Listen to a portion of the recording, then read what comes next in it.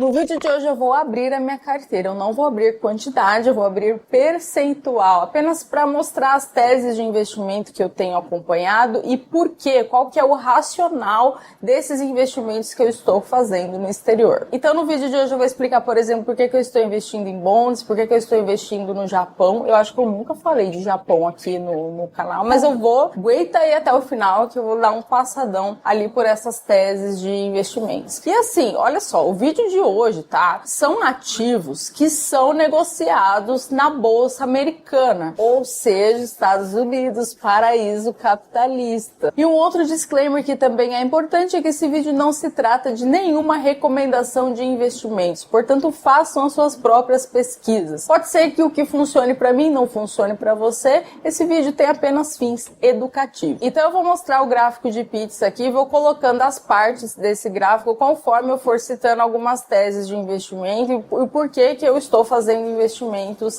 nesses ativos. O primeiro deles aqui, correspondente a 25% da minha carteira, são treasuries de curto prazo, ou seja, bonds do governo americano. Por que investir em bonds agora? Para a gente entender isso, a gente tem que ter uma mínima noção ali de ciclos de mercado, teoria austríaca dos ciclos econômicos, entender que cada classe de ativo performa de uma determinada maneira, a depender do estágio do ciclo econômico. Então, assim, eu não vou explicar tão a fundo essa parte de ciclos, tem outros vídeos aqui no canal. Vou colocar aqui uma imagem do Merrill Lynch Investment Clock, para vocês entenderem aqui. Esse tipo de visualização divide ali o ciclo econômico em 4 partes. Tem também uma outra tese de 6 partes, mas só para esse vídeo aqui, vamos focar nessa. Então, veja que os bondes de curto prazo, é interessante investir em bondes de curto prazo quando estamos ali num período de estagflação indo para uma recessão. Ai, Nanda, mas a recessão econômica, a crise, tudo isso é muito negativo, você está sendo pessimista. Não, gente, eu estou sendo realista. O mercado, ele se comporta através de ciclos, então é natural que em algum momento a gente vai ter uma recessão econômica e, na verdade, tem até sinais disso, né? Por exemplo, uma notícia aqui de novembro de 2023 falando que a economia americana está desacelerando e isso geralmente não é um sinal muito positivo para a economia. E um dos indicadores bastante assertivo no quesito prever crise, prever recessões, é justamente a inversão da curva de juros. O que é essa inversão da curva de juros? Veja aqui na tela, estou mostrando ali o que esse gráfico faz. Ele pega o rendimento de títulos de 10 anos menos o de 3 meses. Perceba que toda vez que esse gráfico está ali negativo, ou seja, ali pensa o eixo Y, negativo, isso foi um pouquinho antes de ser declarado uma recessão, ou seja, essa zona cinzenta aqui no gráfico. Então, ele ainda está negativo hoje, né? A gente tem uma curva de juros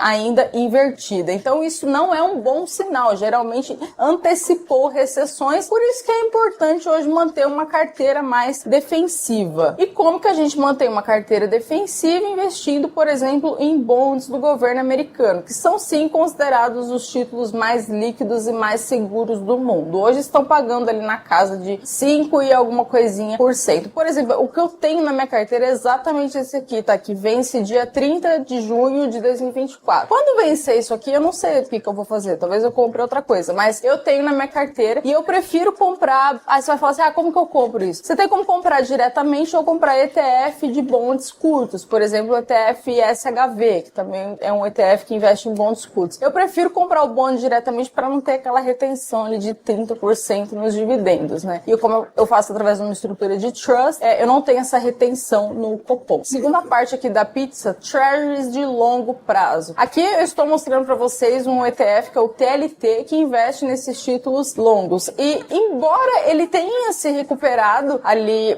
um pouquinho nos últimos meses, vamos dizer assim, ele ainda está muito longe do topo, que foi em 2020. Olha só essa queda que ele teve. Então, eu acho que sim, é interessante a gente colocar um pouquinho de títulos longos. Lembrando que assim, eu tô falando de governo americano, tá? Então eu não tenho risco de crédito, o risco da instituição falir, porque historicamente o tio Sam sempre pagou todo mundo. A gente não tá falando de bonds da Venezuela, desses países lixo aí esquerdista. Não, a gente tá falando de Estados Unidos, que é paraíso capitalista. Uma outra parte importante da minha carteira hoje são os TIPS. O que são TIPS? Treasury Inflation Protected Securities. São investimentos que, no resumo da ópera, acompanham acompanha a inflação. E entenda que a inflação americana, assim como quase tudo na vida, opera ali de forma cíclica. Então ela tem picos, assim, ela tem ondas. Esse gráfico aqui eu achei muito interessante porque ele mostra uma relação, uma comparação da inflação que existe hoje nos Estados Unidos com a inflação que existiu na década de 1970. Elas têm algumas semelhanças até de comportamento. Então, uma forma de se proteger caso a inflação americana fique fora de controle é investindo em chips. Estou colocando aqui qual que é o ativo, e é esse ativo aqui que eu tenho na carteira, tá? Esse aqui que vence em 2026. Esse código grandão, o S, não sei o que, é o ISIN. Todo ativo, ETF, bonds, tudo, vai ter um ISIN, que é um código que identifica o ativo que você está investindo. Interessante a gente avaliar também que esse chips vem caindo consideravelmente aí nos últimos anos. Então, eu acho legal dedicar uma parte da carteira como proteção em relação à inflação. Ainda sobre bonds, 10% da minha carteira hoje para bonds corporativos. O que são bonds corporativos? Bonds de empresas. Preferencialmente empresas que tenham uma qualidade decente, né? Porque, por exemplo, tem empresas brasileiras que emitem bonds lá fora. Sei lá, Andrade Gutierrez, eu já vi uns lixos desses, assim, empresa aérea. Ai, mas a Azul é boa. Cara, pra quê, entendeu? Você tem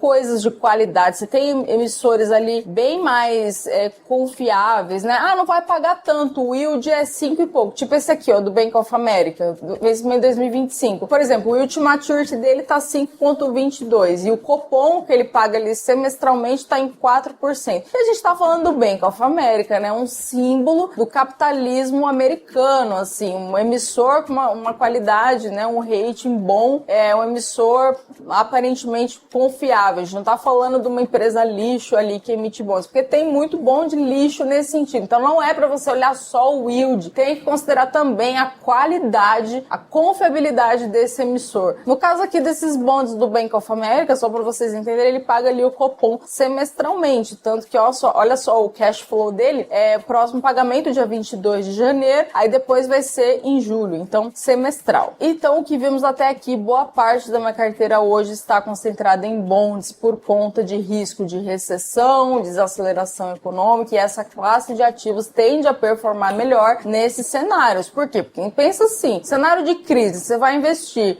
no tesouro americano ou numa small cap, que uma tecnologia nova? Você vai investir no tesouro americano. Então, esses bonds, esses ativos, esses investimentos em renda fixa tendem a ter uma melhor performance durante períodos recessivos. Só que assim, a gente nunca sabe quando vai acontecer uma recessão. Então, não faz sentido você também colocar tudo em bonds. E aí que vem a minha outra parte da carteira, que ela é mais diversificada em ações. Lembrando que eu não invisto diretamente em ações, eu escolho uma companhia e invisto. Não, eu prefiro fazer através de ETF, porque isso dilui o risco. E a análise do ETF, ela é muito mais setorial do que empresa. Ou seja, eu não preciso ficar me preocupando que, porque divulgou o resultado, eu tenho que olhar o balanço, eu tenho que ver o múltiplo tal e não sei o que. Eu não preciso me preocupar com isso. Eu vejo a análise muito mais setorial, uma análise mais macro, de forma que se uma empresa não vai bem, isso não necessariamente prejudica toda aquela aplicação, porque eu estou investindo em várias empresas através de um ETF. E aí, falando de ETF, né, uma das teses de investimentos que eu tenho acompanhado e que,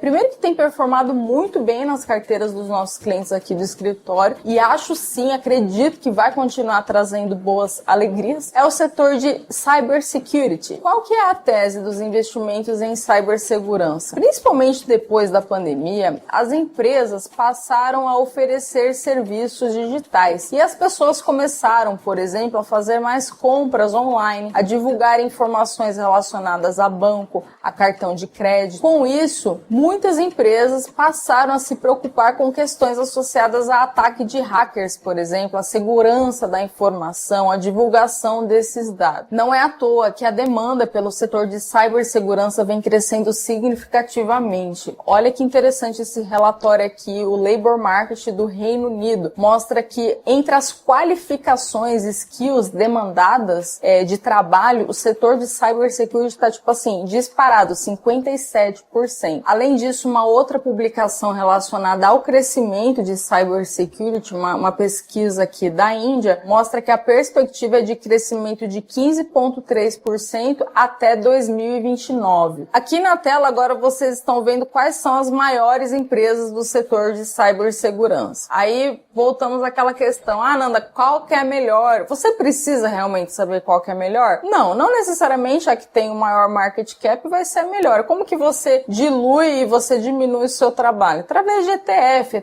O ETF ele simplifica a sua vida. Um ETF de cybersecurity que investe em alguma dessas empresas é justamente o ETF Hack. E como eu falei, ele tem performado muito bem. Só nos últimos 6 meses aqui foi mais de 20%. Uma outra parte da minha carteira também está dedicada ao setor de semicondutores. Eu comentei com mais profundidade nesse outro vídeo aqui, porque como estou investindo em semicondutores, fico feliz de ter postado há 4 meses e desde então ter subido ali quase 10%. Vamos lá, uma outra parte da minha carteira, que é uma coisa que eu já invisto há um bom tempo, é urânio. Quando a gente fala de investimentos em urânio, como qualquer outra commodity, a gente precisa avaliar o ponto de vista de oferta versus demanda, né? Todas as commodities a gente avalia sobre essa perspectiva, né? Qual que é a oferta, qual que é a demanda. Inclusive até o Bitcoin se encaixa nesse raciocínio. Bitcoin é outra coisa que eu tenho também em carteira, tá? Não vendi, eu nem vou colocar aqui nesse vídeo, mas tenho em carteira, porque para mim é muito mais do que um mero investimento. É muito mais uma tese, uma questão de liberdade, enfim. Mas voltando aqui à parte de urânio, quando a gente olha para a demanda de energia nuclear, olha só, até atualizado para janeiro de 2024, temos hoje ao redor do mundo mais ou menos 60 reatores que estão em construção e mais 110 reatores que estão ali em planos de serem construídos. Em alguns lugares, como por exemplo China, França, Índia, Estados Unidos, enfim. E qual que é a ideia? Tipo assim, ninguém constrói um reator nuclear para não usar depois. E aí imagina o seguinte, você tem uma demanda crescente por urânio, porque tem um monte de reator sendo construído, só que do lado da oferta, você não consegue produzir urânio de forma tão simples, porque exige todo o processo de enriquecimento e tal. Então a gente tem um descasamento de oferta e demanda e a expectativa é que o mercado ajuste isso através do preço. Esse é o resumo ali da tese de urânio que eu tenho já faz um tempinho na minha carteira e não vendi, porque eu acredito que as expectativas ainda são muito otimistas, até por conta de todos os benefícios que a energia nuclear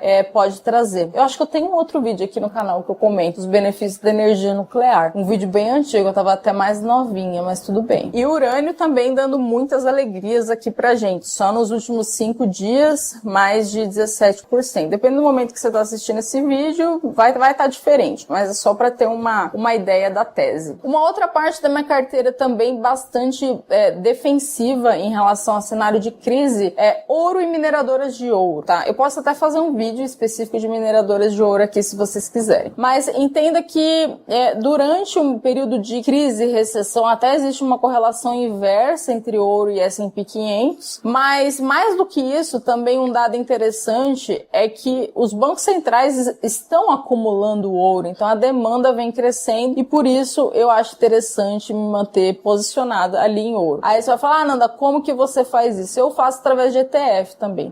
Mas eu prefiro comprar ouro físico do que ETF. Tá bom, é o jeito mais raiz mesmo, sem dúvida, mas só tem que tomar cuidado como que você vai armazenar isso, como que você vai transportar isso, ainda mais morando no Brasil, né? Enfim, isso daí como que você vai investir, vai muito de cada um, mas o caso ETF de ouro, existem alguns, por exemplo, ETF IAL, que é um dos maiores, é negociado na Bolsa Americana. Mas voltando aqui ao assunto de investimentos, assim, tudo que... grava isso pra vida, tá? Tudo que você puder comprar fora, compre. A mesma coisa, eu vejo, mas veja, tem um fundo aqui no Brasil que investe em ouro. Pra quê? Você tem tantas opções lá fora em dólar, que você já tá muito mais protegido pela moeda, sem o risco Brasil. Eu tenho essa filosofia. E por fim, uma pequena parte da minha carteira também, eu tenho investido em small caps japonesas. Não sei se vocês já ouviram falar, mas até que ficou um pouquinho famosinho, porque o Warren Buffett passou a incluir small caps japonesas no seu portfólio. E isso, assim, foi uma coisa que até chocou muita gente, né? Porque é uma coisa muito diferente. E acho que esse relatório aqui que eu tô mostrando para vocês, ele fala, né, que, na verdade, o maior motivo hoje para investir em small caps japonesas, não só pela questão do ambiente favorável de negócios, mas pelo fato de existirem poucos analistas estudando esse mercado. Então é uma coisa ainda que está fora do radar. Acho como forma ali de diversificação é interessante. Também existe um ETF que investe em small caps japonesas, no caso esse daqui, o DFJ, e também tem performado bem nas nossas carteiras. Tendo o seguinte, o foco de investimentos no exterior vai ser sempre Estados Unidos. Então assim, o foco é sempre Estados Unidos. Mas se você quiser diversificar em algum outro país, é legal. Eu acho que Japão é interessante, por ser uma economia sólida, né, do ponto de vista até de tecnologia também. Não vai ficar me inventando moda de ficar investindo em país lixo, tipo, eu não sei se eu posso falar Brasil. É que assim, o Brasil, eu acho que até faria sentido investir em Brasil se a gente tivesse percebendo um movimento aí de alta de commodities, porque aí o fazendão Brasil iria se beneficiar desse movimento. Não é o caso. Commodities em geral, até mostrei no outro vídeo aqui que eu falo da economia do Brasil, que eu mostrei um índice de commodities caindo. Então eu não acho que, não estou posicionado em emergentes agora. Mas foi o que eu falei, esse vídeo não é recomendação, isso pode mudar de acordo com o perfil, de acordo com o momento que você está assistindo também. A ideia aqui foi passar um pouco do meu racional, o que eu avalio antes de investir, dar aqui alguns exemplos para servir apenas como um guia para vocês. E se você ficou comigo até aqui, comenta um eu fiquei, comenta também se você já tem investimentos no exterior, o que você está olhando, se você comprou alguma coisa. Comenta aqui por quê? Porque a galera vai lá, vai responder seu comentário, vai discutir. Essa troca de conhecimento é muito importante. Ainda mais no Brasil, que o brasileiro, em média, tem essa coisa de ficar, eu vou investir no Brasil, eu vou comprar o CDB do banco, eu vou deixar em poupança, eu vou comprar COI. Nossa, meu coração até... eu preciso gravar um vídeo do COI, porque que COI não presta. Enfim, eu espero que vocês tenham gostado desse vídeo, pessoal. Vou deixar o outro aqui falando da economia do Brasil, porque as expectativas para o Brasil não são boas. E eu espero que vocês tenham gostado. Até a próxima, pessoal!